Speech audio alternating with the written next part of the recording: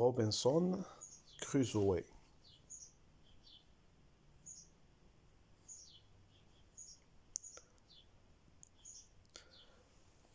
Le 29 septembre 1759, à 17 heures, Robinson Crusoe se dirige vers le Chili à bord d'un bateau, la Virginie.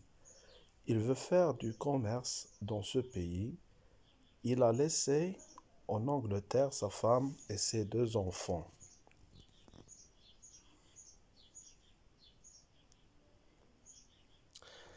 Le ciel est devenu presque noir. Nous ne pouvons pas échapper à la tempête.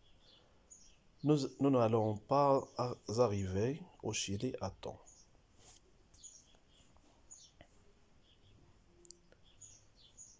J'ai entendu un grand bruit.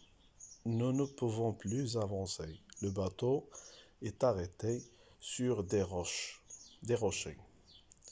La lampe est éteinte par le vent et je ne vois plus rien. Le lendemain matin, Robinson est étendu sur le sable. Il reprend connaissance et s'efforce de s'éloigner de la vague qui lui touche les pieds.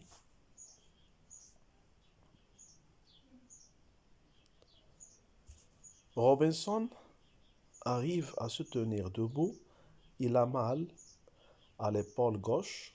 Il s'appuie sur une branche et s'enfonce dans une forêt touffue. Parfois, il est obligé de ramper à 4 pattes pour pouvoir passer. Tiens, qu'est-ce que je vois?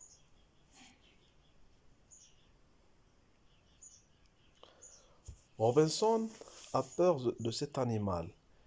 Il lâche la branche sur laquelle il s'appuie et prend un gros bâton.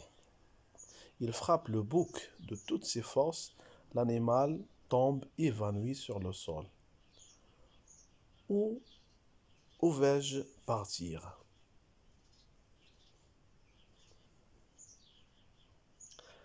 Robinson continue sa marche.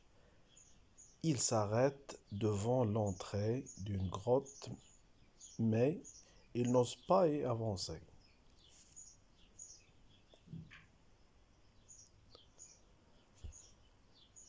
Mais je perdrai beaucoup de temps à faire ce travail pénible. Je dois attendre l'arrivée d'un navire de secours. Je dois penser à l'installation des signaux qui permettront au navire de secours de venir vers l'île déserte.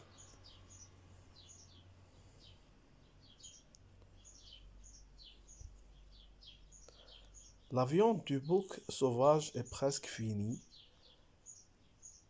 La carasse du bouc sent mauvais. De quoi va-t-il se nourrir maintenant? Personne ne vient à mon secours dans cette île déserte. Je dois rejoindre la côte du Chili. Je dois penser à la construction d'un bateau, mais est-ce que j'ai les outils nécessaires?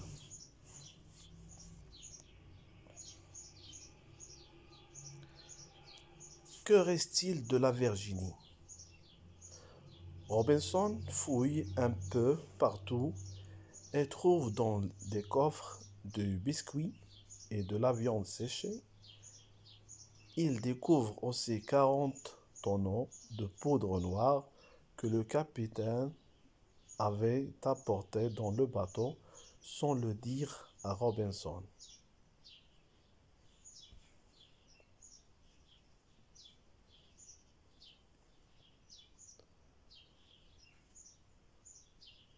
Alors, il monte sur un haut rocher. Il regarde la mer qui entoure la terre de tous côtés. Il ne voit aucune maison, aucun homme, aucun animal.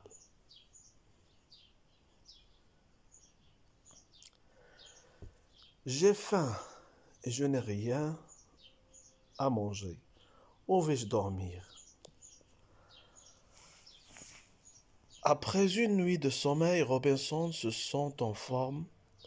Il saute comme un gamin de rocher en rocher, de tronc en tronc. De loin, il voit des voitures autour du bouc mort. Il prend son gros bâton et dit d'une voix forte: Allez-vous-en!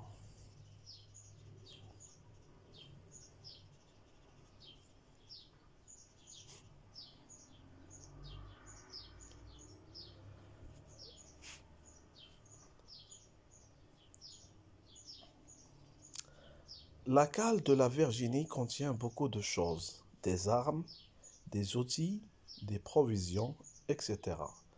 Je dois les prendre avant de les perdre dans une nouvelle tempête.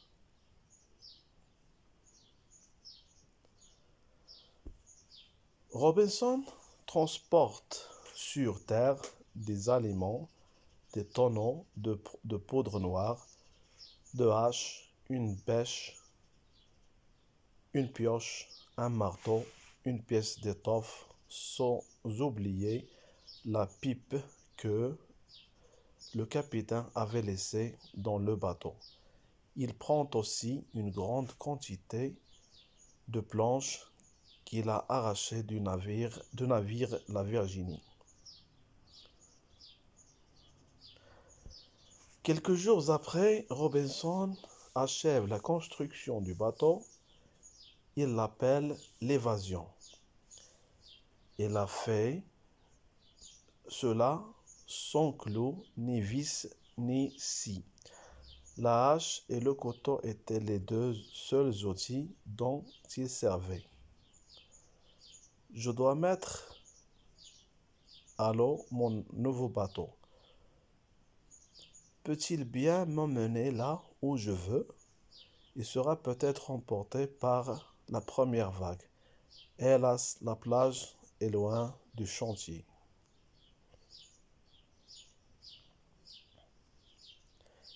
Échec de la tentative.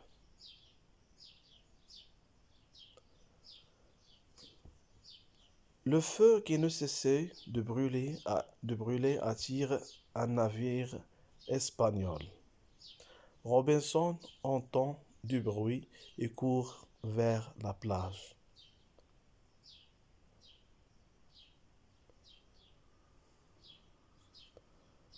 Je dois rejoindre le navire à la nage.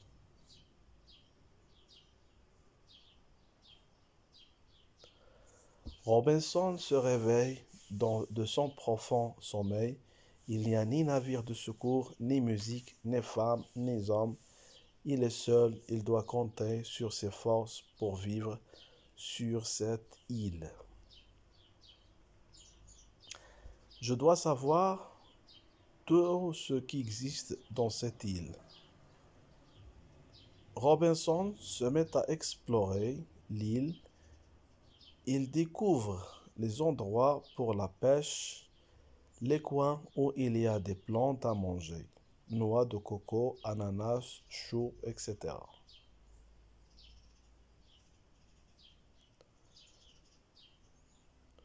Je dois d'abord transporter dans la grotte les provisions et tout le matériel laissé dans le navire. Robinson transporte tout cela. Cette île portera à partir d'aujourd'hui le nom de Speranza.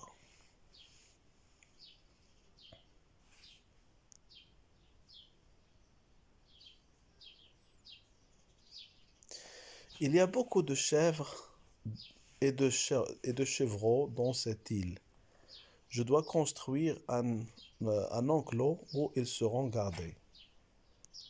Mais les chèvres aiment la liberté et la vie sauvage. Comment dois-je faire pour les rendre domestiques?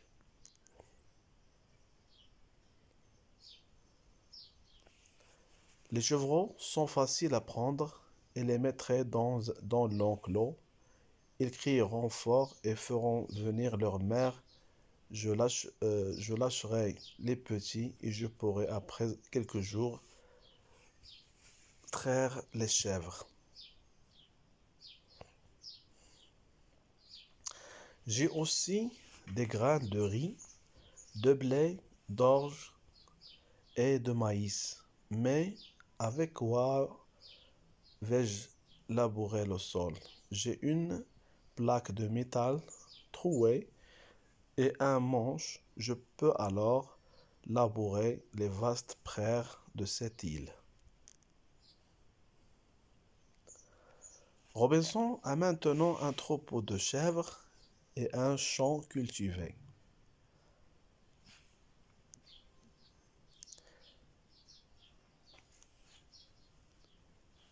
Quelle joie!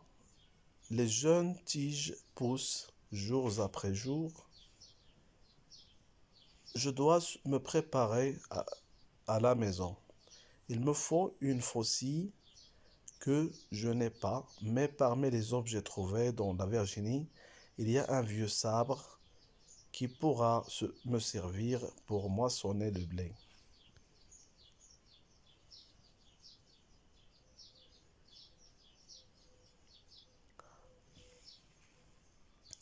Oh, quelle surprise! Le chien Ten a lui aussi échappé au naufrage. J'ai maintenant un compagnon avec qui je peux vivre.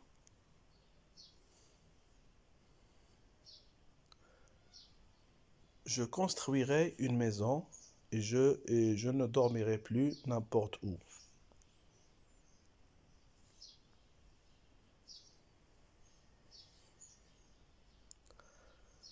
Robinson ouvre les coffres de vêtements. Il s'habille chaque jour comme il veut. Quelle heure est-il? Je n'ai plus de montre. Je l'ai perdue dans la Virginie. Je dois fabriquer une horloge à eau et un calendrier pour connaître le temps. Depuis, depuis quand suis-je ici?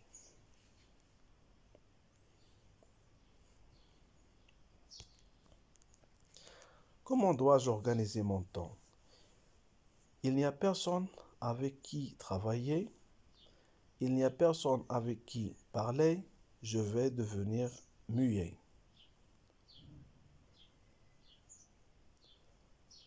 Robinson parle sans arrêt aux arbres, aux pierres, aux nuages, aux chèvres qu'il a domestiquées et aussi aux chiens Ten. Il est comme un fou dans cette île déserte. Il fait des lois et attend l'arrivée de certains compagnons. Tout à coup, il vit du côté de la plage un nuage sans fumée, blanchit. Ce sont certainement des hommes qui sont venus dans l'île. Ten, viens vite. Il s'agit d'une quarantaine d'hommes assis autour d'un feu. Ce sont des Indiens de Chili avec une sorcière. Cessez tend la main vers un des Indiens qui, en un clin d'œil, est déshabillé, coupé en 6 morceaux, porté dans le feu.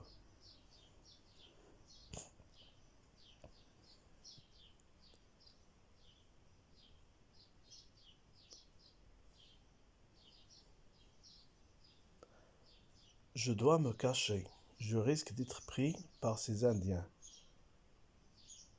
Si d'entre eux se dirigent vers la forêt, quel malheur! Je suis seul, je suis perdu.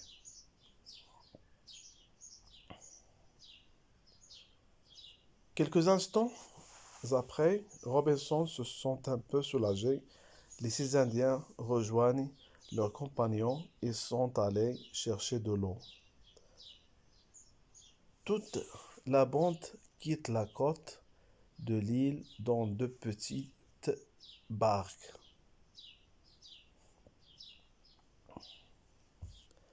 À partir d'aujourd'hui, je dois défendre la maison où j'habite, la grotte où il y a les provisions et le matériel.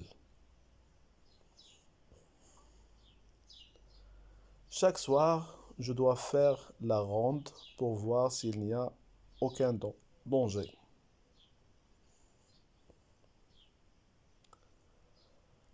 Maintenant, j'ai tout ce qu'il me faut dans cette île. De l'eau, du pain à manger, une maison, un lit pour dormir. Mais je n'ai personne avec qui sourire.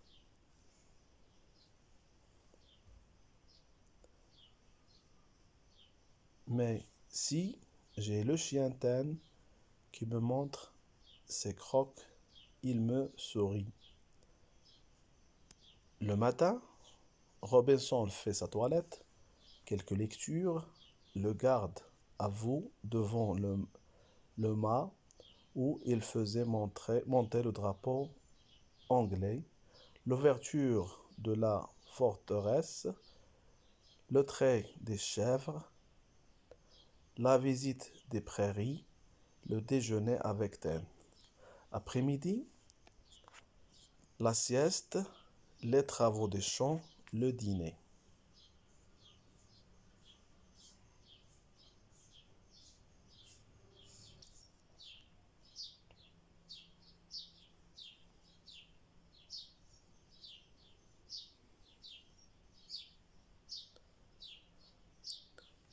Un jour, il eut l'idée d'explorer la grotte.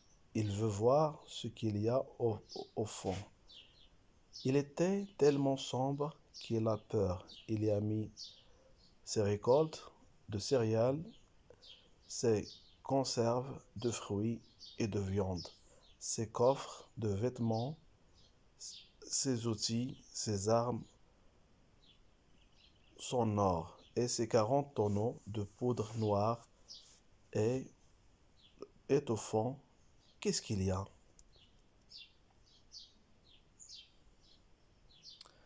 Mais je ne peux pas voir ce qu'il y a au fond de cette grotte. Je manque de lumière.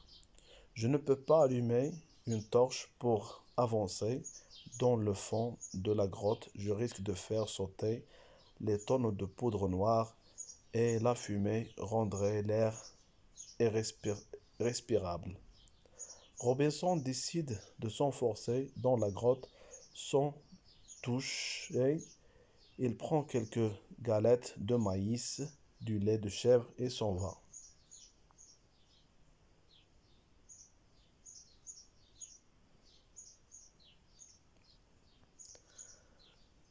Après quelques jours, il arrive au fond de la grotte où il fait sombre.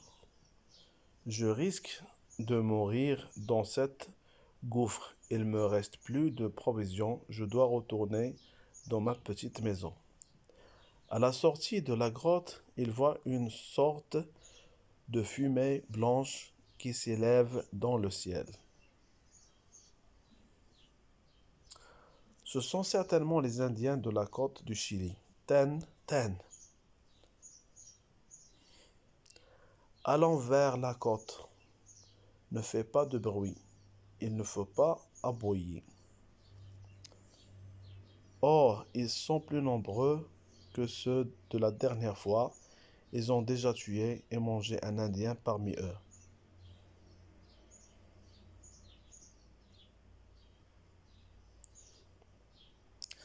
La sorcière tend la main sur un deuxième Indien qui devra être tué et mangé. Mais celui-ci refuse et arrive à se sauver. Deux autres Indiens le poursuivent, mais Robinson vise et tire sur l'un des deux poursuivants. Il est mort. L'autre Indien s'enfuit et rejoint la bande. Viens avec moi, je te donnerai à manger et tu vivras dans ma petite maison.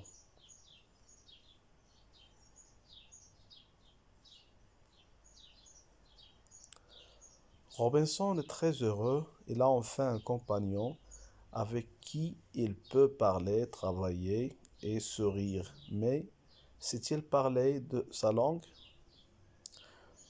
Tu es le deuxième habitant de cette île. Je t'appellerai vendredi à partir de ce jour.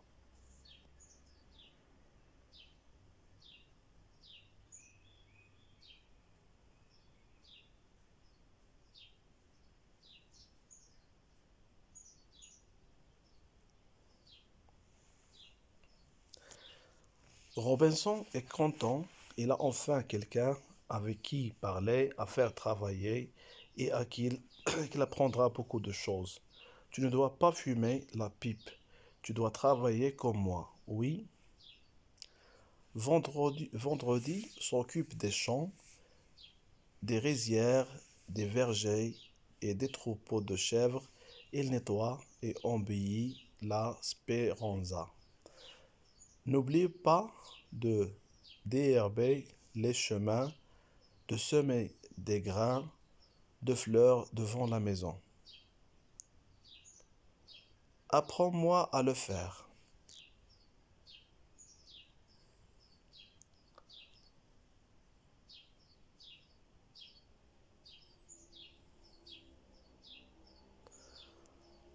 Robinson et son compagnon continuent à travailler, mais un jour vendredi découvre l'endroit où son maître cache la petite boîte à tabac et la longue pipe. Quel- Quelquefois, il va dans la grotte et fume en cachette. Tout à coup, vendredi, entend un bruit. Ne jette pas la pipe, donne-la-moi, attention. Boum.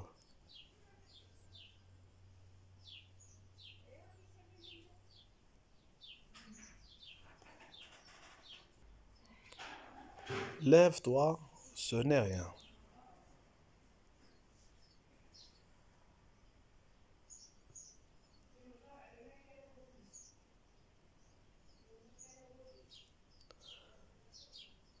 Qu'est-ce que tu fais? Tu continues encore à détruire tout ce qui reste. Arrête. Allons-nous laver dans la mer. J'ai faim. Mangeons d'abord cet ananas et dormons au fond de ce tronc d'arbre. Vendredi a l'idée de fabriquer une petite barque. Il creuse avec une hache, puis un canif, le tronc d'un pin. Moi aussi, j'ai fabriqué une barque que j'ai appelée l'évasion, mais elle est lourde. Je n'ai pas pu la mettre à l'eau. Celle-ci est plus légère. Je pense la prendre tout seul et la mettre sur les vagues. Allons faire le tour de l'île en suivant la côte.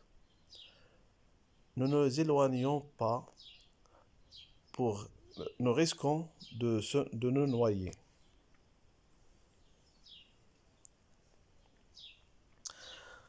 Vendredi aide Robinson dans tous les travaux, mais parfois il fait des bêtises qui déplaisent à son maître.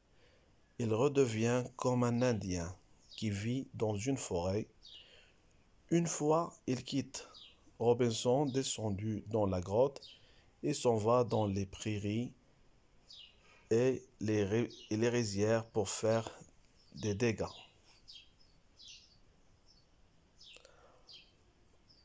Vendredi, où es-tu?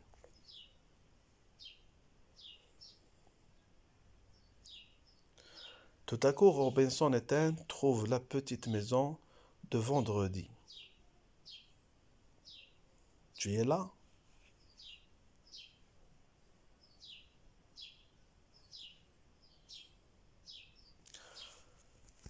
Tu dois, tu vois Vendredi, tout ce que j'ai fait pendant des années et des années, tu l'as détruit en quelques secondes. les cultures, les élevages, les constructions, les provisions. Tu vois, vendredi, tout ce que j'ai fait pendant des années et des années, tu l'as détruit dans quelques secondes. Les cultures, les élevages, les constructions, les provisions, tout est perdu. Je m'excuse, je n'ai pas su qu'il y avait de la poudre noire qui explose au contact du feu. Qu'allons-nous faire maintenant? Le travail est presque impossible. Moi, je vais visiter la petite maison que j'ai construite.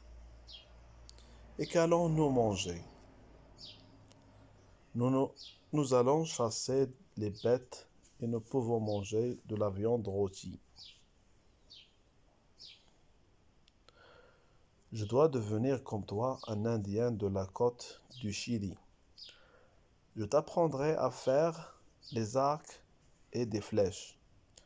Nous n'allons plus d'ustensiles pour manger. L'explosion a détruit les plats et les casseroles. Plus de cuisine anglaise. Nous allons manger un poulet rôti enveloppé de pâtes.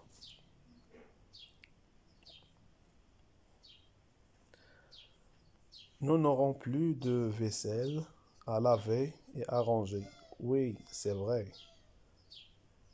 Et pour les œufs à la coque, comment allons nous les faire?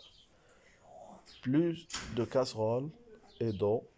Nous allons trouver les œufs avec un bâton pointu. Nous allons faire une broche à œufs.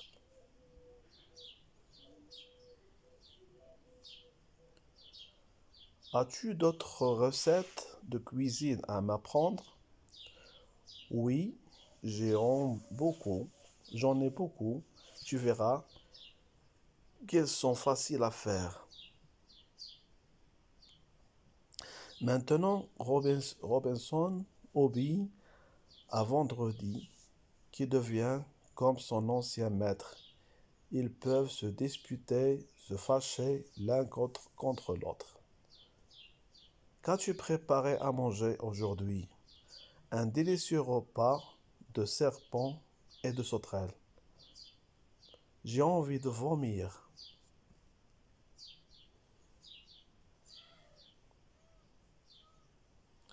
Tu n'as pas honte? Quelques heures après, Vendredi revient chez Robinson. Excuse-moi, je ne recommencerai plus. Je t'ai sauvé de tes compagnons indiens qui voulaient te tuer.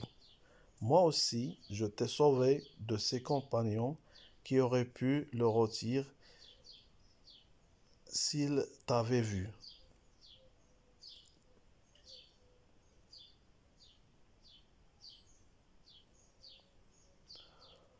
Enfin, les deux compagnons ont en fini de se disputer. Ils vivent ensemble. Parfois, ils jouent et s'amusent en faisant des devinettes.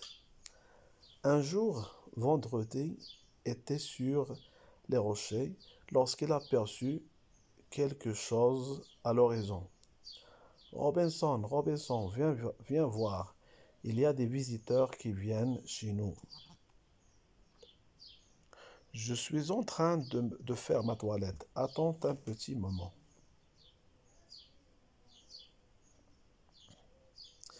C'est un navire qui se dirige vers l'île. Viens voir et dis-moi de quelle nationalité peut-il être. Je ne connais pas ce type de bateau, mais regarde, il y a le drapeau anglais qui flotte à l'arrière.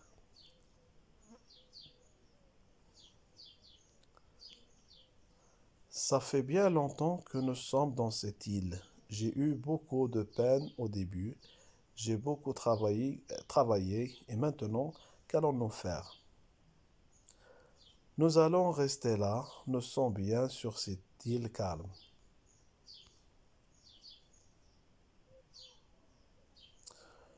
Je suis William Hunter, commandant de ce navire. Quel jour sommes-nous? Quel jour sommes-nous, Joseph? Le samedi 22 décembre 1787, monsieur. Nous sommes le samedi 22 décembre 1787.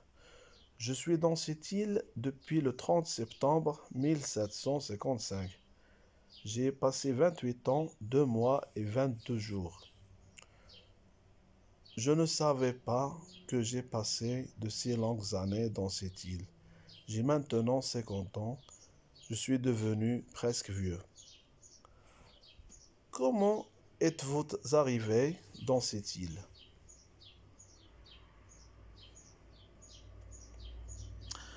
Je suis venu dans la Virginie qui a fait naufrage près du rivage.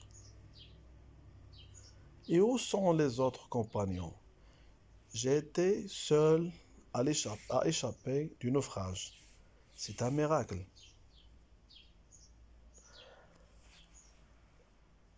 Voudriez-vous que je vous aide à décharger vos bidons? Je peux vous emmener vers les endroits où il y a de l'eau. Merci bien.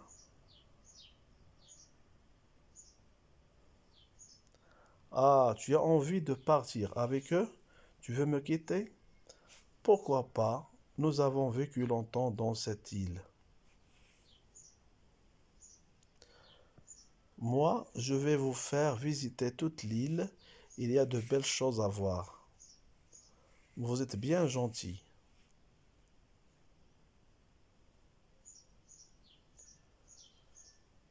Vous allez déjeuner avec nous à bord du bateau. Je viendrai avec mon compagnon vendredi.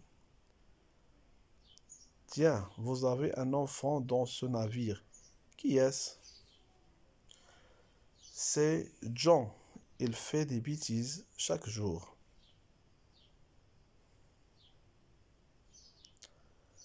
Vous n'avez pas l'habitude de manger ces plats. Oh oui, ça fait bien longtemps que je n'ai pas mangé ça. Voudriez-vous partir avec nous, Robinson? Je ne pense pas, je veux rester dans cette île calme. Allons continuer notre heureuse vie sur cette île, sur cette terre que nous avons travaillée. J'ai envie d'aller avec eux, mais je ne voudrais pas te quitter. Ces gens-là ont fait du désordre dans notre île. Ils ont pris pas mal de choses. Certains hommes de l'équipage se sont battus pour 2 pièces d'or trouvées près de la barque.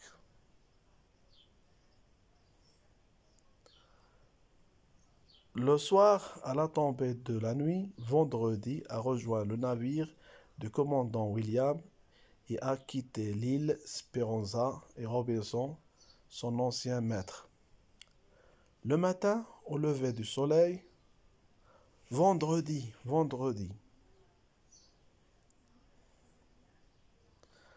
Robinson est devenu presque fou. Il crie et il court vers la plage, vers la forêt. Pourquoi m'a-t-il quitté? Pourquoi m'a-t-il abandonné, seul dans cette île? Tant pis pour toi, tu vas vivre avec des gens qui se battent pour l'or et qui font du mal aux autres hommes. Tu deviendras leur esclave. Robinson pleure à chaudes larmes. Il veut mourir, il veut aller au fond de la grotte pour que les vautours ne le mangent pas.